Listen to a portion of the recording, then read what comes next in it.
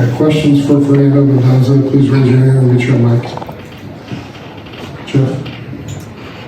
Fernando, down here in front, you just talk about how you and your teammates feel after this game, because you did a lot of good things, but you also let a 14-point lead get away in the fourth quarter. Yeah, at the end of the day, no matter what the point lead is or what happens, at the end of the day, when the game finishes, if you win, you feel great. If you lose, you don't feel so great. So at this point, it was a tough game, and I would say, oh, we should have had him, but at that point, it's exhausting every week.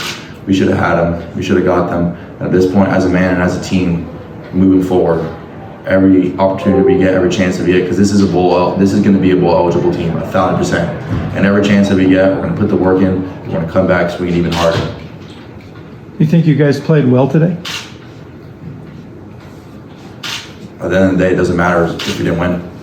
So, I mean, I thought my teammates played really well. My offensive lineman had made a lot of time for me. My receivers played amazing. So did my running backs, and the tight end Jack Hendries, he played well. And unfortunately, I would just be quite honest. I mean, there's praise and there's, oh, you played good. But at the end of the day, I sold the game with the 2 turnovers, the fumble and the pick and backed up. So 2 things that are very controllable and would help us win this game. Any other questions in the room? Please raise your hand. Got a mic there for you, Doug. Thank you. Fernando, you and your wide receivers were really doing some good chemistry out there on the field. And it looks like the throwback passes were really effective. Was that something you guys were practicing throughout the week, or was it something that you figured out on the field? So throughout our entire fall camps, Coach Babb has put an emphasis on the back shoulder balls. So when they have tight coverage or we're not beating them entirely, I believe in my guys 100% of the time. So I don't believe it's a 50-50 ball. I believe it's a 90-10 ball. So at that point, I'm just trying to put the ball in play, put it near an area for our receivers to make. We have great receivers. I mean, all of them did great things today. Jeremiah Hunter, Tron Brazell, Taj Davis, Jack Hendries, and many more that I threw the ball to. I just can't think on the top of my head. They did great, and at the end of the day, just you gotta put the ball in the area for them, because they'll make you right, and that's a big thing that Coach Babb and the offensive staff emphasizes. Okay, any other questions in the room? Thomas, we'll get your mic. Coach Babb earlier in the week was talking about how you were coming along in terms of your own decision-making process. How do you feel like your decision-making has developed over the course of this game, and whether it involves turnovers, productive plays, or throwing things away? How do you feel like you did it as a whole? My decision-making was not up to par, to be completely honest. The one thing that I do appreciate about the team is when we had turnovers and when my decision-making wasn't up to par and wasn't as good, because I believe that my decision-making today was nowhere near that was in practice this week or last week, and I need to make a lot better decisions. And that's my game, and I play my game to make better decisions. However, I was really impressed how our offense, whenever we had a turnover, we always bounce back. We always bounce back and we score the next drive. So that shows a lot about our resiliency and our positivity throughout the sideline, because we have the belief that we're going to score every single drive. I think that's very important in offense. And my decision making, like I said, wasn't up to par, but you can't control the past, only the future. So now I want to give the offensive staff coaches and improving it, ready for Oregon.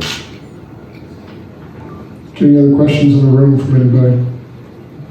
Okay, we'll move over to Jake Curtis on Zoom. Go ahead, Jake. Yeah, Fernando, were you surprised that you were asked to try the 2-point play? What was the play supposed to be, and what did you see on that play? Just to confirm, the last 2-point play? Yes. Okay. So on that 2-point play, I don't want to get into specifics to not give any other teams our game plan, but essentially, I believe that it's a great play as it gives you many options. Essentially, just cross our routes, hoping that they're going to be a man coverage, and we're going to be able to. Someone's going to pop open. We have 4 options on that route.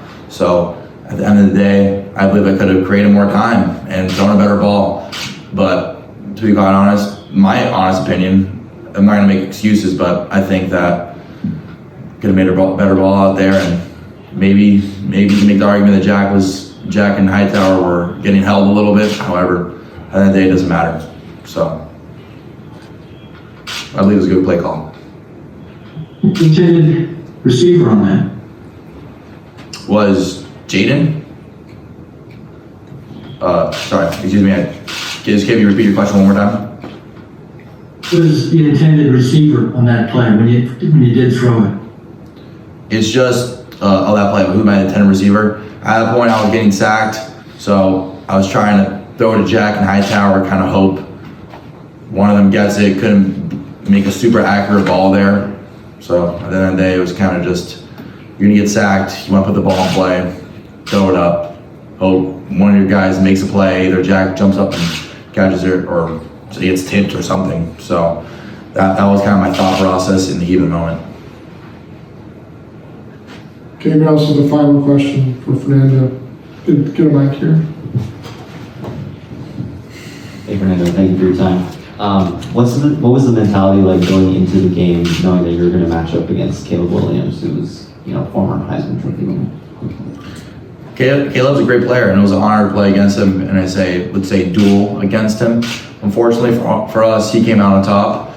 One of the things that when my mentality was don't give him a short field, and unfortunately I gave him a short field twice on a fumble and interception that I had, that as the gentleman over there asked me priorly, that I just need to be better in my decision-making process. So I believe that's huge, and Caleb's a great player, and I can ran on and on and on about all the opportunities we had this play, but at the end of the day, it was an honor to play him again and a great USC staff. Okay, anybody else? Final question? Okay, thank you. Thank you guys.